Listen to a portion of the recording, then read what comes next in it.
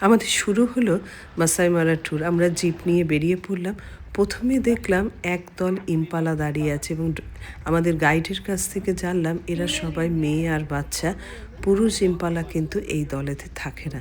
তারপর যাকে দেখলাম সেও কিন্তু আমার মতন এরম হেলে দুলে হাঁটে। এই যে জিরাফ বাবা জীবন ঘুরে, ঘুরে এখানে জঙ্গলের মধ্যে ঘুরে, ঘুরে বেড়াচ্ছে। এরপর দেখলাম আফ্রিকান বিগ 5 এর গ্রেট এলিফ্যান্ট। এদের বৈশিষ্ট্য হচ্ছে কানগুলো খুব বড়, বড় এবং এরা নিজেদের পরিষ্কার করে না, ধুলো গায়ে মেখে নিজেদেরকে কি সুন্দর পরিষ্কার করছে। এরপরে দেখলাম টোপি জঙ্গলের মধ্যে দৌড়াচ্ছে এবং টোপির পাশ দিয়ে না গাড়ি চলে যাচ্ছে। সত্যি এই মাসাই মারা বা কেনিয়া না এলে বুঝতে পারতাম না জঙ্গল ভাঙিয়ে কি করে খাওয়া যায়।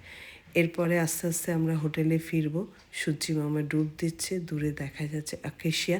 এতদিন যেগুলো টিভিতে দেখেছি এখন চোখের সামনে দেখতে দেখতে সন্ধে নামছে। এবারে হোটেলে ফিরে যাব।